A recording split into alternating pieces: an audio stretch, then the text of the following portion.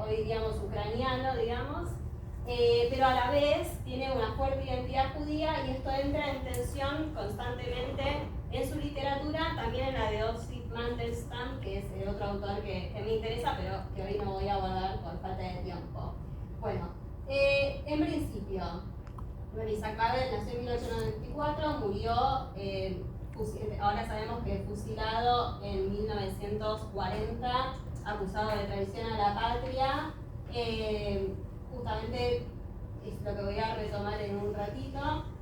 Bueno, un poco para contextualizar el contexto de producción de Babel. ¿Qué pasaba en ese momento en Odessa? Babel, durante su infancia, sufrió un pogromo muy importante en 1905, pero previo a eso, la colectividad judía había sido progresivamente restringida. En 1791, Catalina la Grande establece ciertas zonas de asentamiento o zonas de residencia donde pueden habitar los judíos, concretamente Polonia, Ucrania, Lituania, Moldavia y Bielorrusia. Allí se forman lo que conocemos en yiddish como shtetls, no sé si lo pronuncio bien, si alguien sabe yiddish me podrá decir, que significa pueblo o localidad.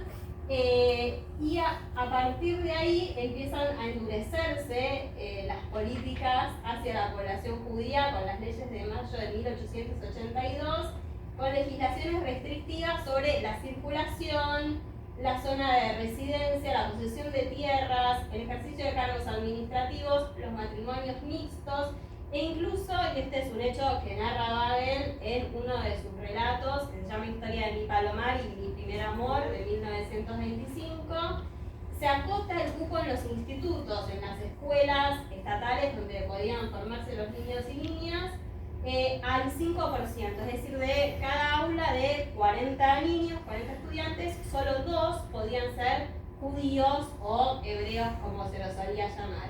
En medio de todo este contexto, sucede el pogromo en Odessa en 1905, que Babel también relata, y bueno, todo esto afecta profundamente su lugar como judío eslavo y su posterior escritura, y por eso me parece interesante contextualizarlo antes de pasar al tema en cuestión, que es el cuento Karl Yankel, que supuestamente está fechado en 1931, no sé si es un poco anterior. Bueno, ¿qué sucede? Un poco a reposición del argumento en este cuento. Babel lo sitúa en su infancia, pero en realidad pareciera posterior a la Revolución de Octubre, con lo cual el transcurso de la acción no queda muy claro, pero lo que sí queda claro es que hay un conflicto familiar sobre cómo nombrar a un bebé recién nacido, a un niño. El padre quiere nombrarlo Karl, en honor a Karl Marx, y la abuela, no la madre, la abuela quiere nombrarlo Yankel y quiere hacer el Brit Milá, que es la circuncisión, que es el rito de iniciación, de entrada de un niño a la colectividad judía, ¿no? ¿Por qué es importante el Brit Milá o la circuncisión? Porque nos remite al pacto que establece, según Bereshit o el Génesis para los católicos, Dios con Abraham, en Génesis 17, 9, 14, y también porque durante el Brit Milá se le otorga un nombre hebreo al niño, es decir, aparte del nombre secular, por decirlo de alguna manera, tiene un nombre judío, un nombre hebreo, y eso está muy conectado a la identidad, a la genealogía, al legado. Y bueno, es algo que se delega en el Moel, la circuncisión. El Moel es la persona que tiene el conocimiento como para llevar a cabo la circuncisión, pero en realidad es el padre el que delega esta mitzvah, este mandato en el Moel. Y acá hay un conflicto porque el padre no quiere que se haga el Brit Milá, quiere que se llame Karl, que no tenga un nombre judío, y la abuela sí. Y hay un conflicto familiar que es el que Babel relata en este cuento. ¿Qué sucede? Sucede que durante la ausencia del padre, la abuela finalmente lleva al niño a un Moel, se le practica con el minyan de 10 personas, la presencia de 10 miembros de la colectividad judía, la circuncisión, y hay un juicio es una situación bizarra que narra Babel, porque están sentados en el banquillo de los acusados, tanto el Moed como la abuela, y le dicen al padre que quieren ingresar en el partido: te han manchado moralmente, debes echar este asunto adelante. La Fiscalía de Odessa decidió montar un juicio ejemplar en la fábrica Petrovsky. Nestura Gerchik y Brana Brudman, es decir, el Moed y la abuela de este niño, de 62 años, se sentaron en el banquillo de los acusados. Es decir, que Babel está narrando una situación que parece casi desopilante, bizarra, de juicio, pero que en realidad, bueno, está poniendo en tensión todo el lugar de esta colectividad judía en ese momento en Odessa. Yo pensaba que esta escena que narra Babel del juicio, y el juicio asociado a la filiación y a qué lugar se inscribe un niño en una determinada genealogía, es muy similar al juicio de Shlomo o el rey Salomón. Por eso ahí puse un cuadro que se llama El juicio de Salomón de 1710, que casualmente está, no sé si alguien lo habrá visto o habrá visitado, en el Museo Pushkin. Alguien que haya ido a Moscú, reconocen la escena. ¿Se acuerdan de lo que pasó con el rey Salomón? Dos prostitutas se presentan reclamando la maternidad de un niño, y como es imposible adscribir, porque en ese momento no había ADN, no había perfil genético, no había manera de saber verazmente de quién era ese hijo, Salomón, la solución que encuentra es partir al niño en dos y darle una mitad a cada madre, como un padre terrible, una ley omnipotente y sin ningún tipo de freno, ¿no? Entonces, bueno, a la pregunta de quién es hijo, no hay respuesta. ¿Cómo se instituye la filiación? A partir de esa ley terrible. Pero tenemos la renuncia de una de las mujeres que dice: bueno, no, yo prefiero que el niño quede entero, que se lo quede la otra, renuncio a mi hijo. Y bueno, desde el psicoanálisis se dice que esa renuncia al cuerpo del hijo se instituye como la ley materna, y que el corte, es decir, este gesto salomónico de asignar el lugar en la genealogía, es la ley paterna, ¿no?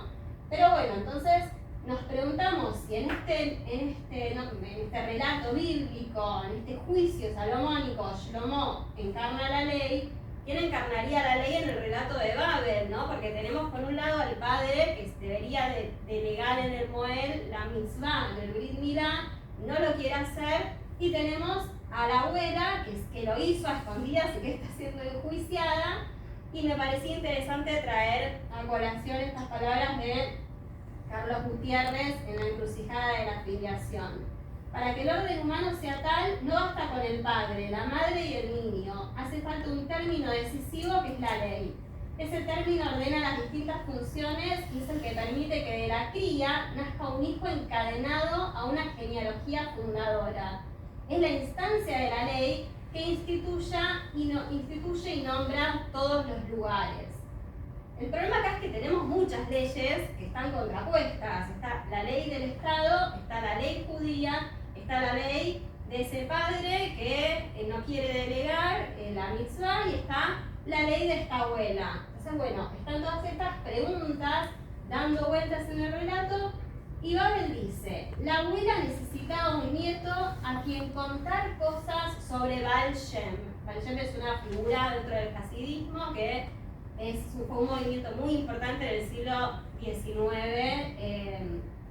dentro de la colectividad judía, de restitución de la religiosidad. Y bueno, es decir, Babel nos dice que la abuela necesita alguien con quien establecer un legado, y esto no es lo que hace el padre. El padre, si recordamos las palabras anteriores, un poco llevaba a juicio porque su honra había sido manchada, pero no está ejerciendo esa funcionalidad de establecer una genealogía y una ley. Y para cerrar y repensar este tema, tomo las palabras de Manuel Taub, que dice: el pensamiento judío es un pensar desde el margen de las escrituras como exégesis, también desde el margen del libro como comentario, desde el margen de la ley como tradición, y también desde el margen de la historia como exilio y errancia. Es decir, está siempre al margen, ¿no?, la tradición. Ahora bien, y este es el nudo de la cuestión sobre el que quiero que pensemos. ¿Es para el pensamiento judío el olvido lo contrario al recuerdo o la memoria? Mi tesis es que no. Del pensamiento judío, lo contrario al olvido no es la memoria, sino la educación. De esto se trata nuestra tradición, de la enseñanza en el recuerdo y la rememoración, más allá de la justicia, más allá del olvido. Es decir, este gesto de inscribir genealógicamente a través de la educación y el contar cosas sobre Baal Shem, en este caso, como dice Babel, termina de configurar este espacio de la ley que estaba ausente y de alguna manera cierra un poco esta tensión espinosa que hay entre la colectividad judía en estas regiones que en ese momento eran tan hostiles a ella. Bueno, era simplemente una reflexión sobre el relato.